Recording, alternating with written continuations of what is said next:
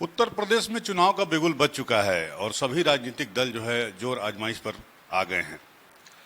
तमाम दल हैं और उसमें से एक महत्वपूर्ण दल है आम आदमी पार्टी, अरविंद केजरीवाल जी की पार्टी, और उनके दाहिने हाथ कहे जाने वाले राज्यसभा सांसद संजय सिंह इस वक्त हमारे साथ मौजूद हैं टाइम 8 उत्तर प्रदेश के साथ।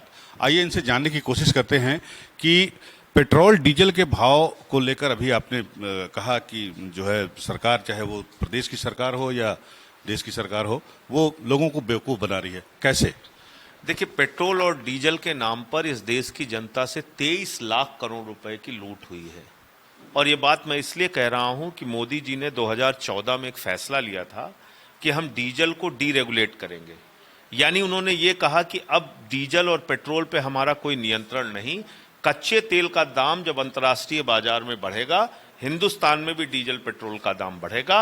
अंतर्राष्ट्रीय बाजार में जब पेट्रोल और डीजल का कच्चे तेल का दाम कम होगा, हिंदुस्तान के बाजार में भी डीजल पेट्रोल का दाम कम होगा।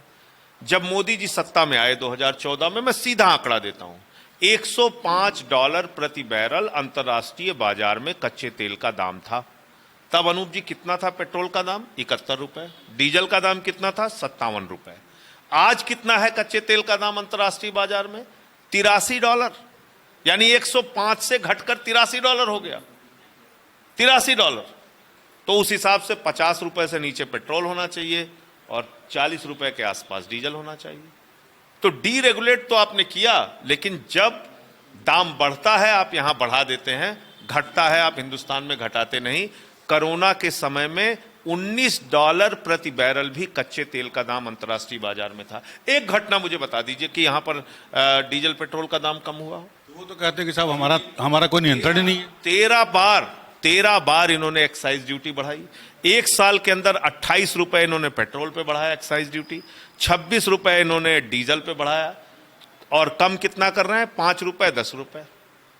तो ये तो वही कहानी स्टालिन वाली हो गई ना कि मुर्गे का पहले पूरा खाल खींच लो और उसके सामने फिर थोड़ा सा दाना फेंक दो, वो दाना देख के चला आएगा। इस देश की जनता की आपने महंगाई से चमड़ी निकोल ली और उसकी चमड़ी उधेड़ दी, अब उसके सामने आप दाना फेंक रहे हैं। इनका कहना है कि उस पैसे से जो कमाई हो रही है उससे हम जो है मुफ्त वैक्सीन दे रहे हैं, मुफ्त राशन दे रहे हैं, तमाम विकास के कार्य हो रहे हैं। बजट में कितना पैसा रखा था अनूप जी इन्होंने वैक्सीन पे?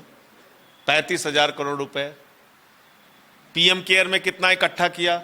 हजारों करोड़ रुपए। कहां गया वो पैसा भाई? कहां गया वो पैसा?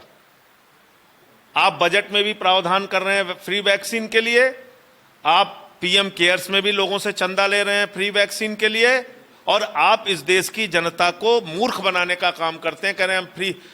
23 लाख करोड़ रुपए के बजट में फ्री वैक्सीन का कितना बजट है भाई? आपने तो खुद 35,000 करोड़ रुपए रखा है। कहां गया वो पैसा? कहां खर्च हुआ वो पैसा? तो इसलिए ये एक जैसे होता ना कि इन्होंने एक फॉर्मूला इस देश की जनता को दे दिया कि बीजेपी की जमानत जब्त कराओ और महंगाई कम कराओ। इन्होंने, अगर आप इनकी बात को सच मानिए, अगर डीजल और पेट्रोल डीरेगुलेट हो गया है तो चुनाव हारने के बाद कैसे इन्होंने दाम कम कर दिया? योगी जी जब 3 महीने चुनाव का आ गया है तो अब पीठ थपथपा रहे गए, देखो साहब हमने तो कम कर दिया। लेकिन आपने कब नहीं किया? दिल्ली सरकार ने कब नहीं किया? बहुत पहले कम किया हुआ था। अभी तो हमारी सरकार का फैसला होने दीजिए। हम कह रहे हैं ये झंझट खत्म कीजिए अनूप जी, एक व्यवस्था कर लागू कीजिए ना। आपने कहा जीएसटी मतलब वन नेशन वन टैक्स। आपने कहा रात में 12 बजे देश को दूसरी आजादी मिल रही है। अमिताभ बच्चन को देखिए, लता मंगेशकर का गाना सुनिए, एक ऐतिहासिक बिल पास हो रहा है। कहा ना आपने। आप जीएसटी के दायरे में डीजल पेट्रोल को क्यों नहीं लेके आ रहे?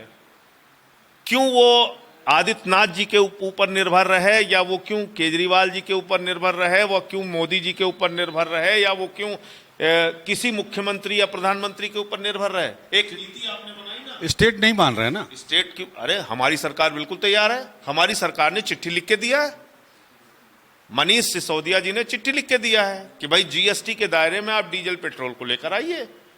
ये लोग क्यों भाग जाते हैं? क्योंकि इनको लूट करनी है जनता से लूट करनी है, इसलिए जीएसटी में मत लाओ। किसी मुख्यमंत्री, किसी प्रधानमंत्री के ऊपर मत छोड़िए ना, एक कानून बना है इस देश के अंदर जीएसटी का, उसके दायरे में लाइए डीजल पेट्रोल को, सारा झंझट खत्म हो जाएगा। ये तो हुई डीजल पेट्रोल की बात। उत्तर प्रदेश को लेकर आम आदमी पार्टी जो है कितनी संजीदा है। लोग कहते हैं कि आप बी टीम हैं और इनके इशारे पर काम कर रहे हैं। ये तो बाबा जी भी नहीं मानते कि मैं बी टीम हूं। 17 मुकदमे कर दिए उन्होंने मेरे ऊपर, 18वां भी आगरा में हुआ है। 18 मुकदमे उन्होंने कर दिए, राष्ट्रद्रोह लगा दिया, मेरे पार्टी का दफ्तर बंद करवा दिया।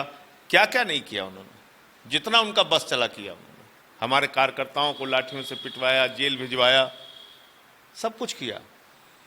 तो इसलिए भारतीय जनता पार्टी को अगर किसी पार्टी से डर है, रात को सपने में कोई पार्टी आती है तो आम आदमी पार्टी आती है, ये मैं आपको कह सकता हूं।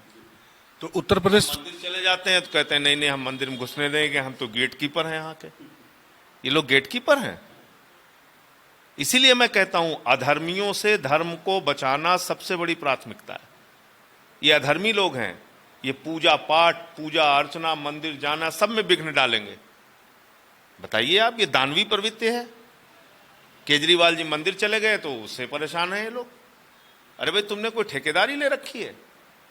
जिसको चाहोगे वही पूजा करेगा, जिसको चाहोगे वही आरती करेगा, जिसको चाहोगे वही मंदिर जाएगा, जिसको चाहोगे नहीं जाएगा, जिसको चाहोगे वो जीन्स पहनेगा, जिसको चाहोगे वो पैंट पहनेगा, जिसको चाहोगे वो खाएगा, जिसको, मतलब ये क्या है? आप क्या करना चाहते हैं आप?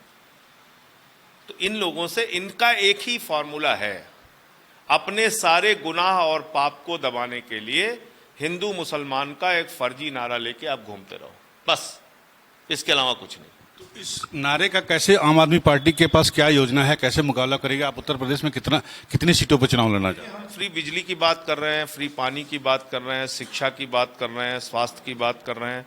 तो मुझे लगता है कि हमारे मुद्दे के साथ लोग जुड़ रहे हैं और अभी लाखों की संख्या में लोगों ने फॉर्म भरा है। हमारा जो 300 यूनिट बिजली की फ्री का अभियान चलाया हमने, तो मुझे लगता है कि एक अच्छा सकारात्मक और अच्छा परिणाम उत्तर प्रदेश में देखने को मिलेगा। तो ये थे डॉक्टर संजय सिंह, राज्यसभा सांसद आम आदमी पार्टी के और उत्तर प्रदेश के प्रभारी, जिनका कहना है कि आम आदमी पार्टी जो है वो पूरी मजबूती के साथ उत्तर प्रदेश के विधानसभा चुनाव में चुनाव लड़ेगी। और साथ ही साथ इस बात की एक्सक्लूसिव इन्होंने जानकारी दी कि 28 नवंबर को लखनऊ में अरविंद केजरीवाल की एक बड़ी रैली होने जा रही है। टाइम 8 के लिए मैं अनूप श्रीवास्तव, लखनऊ।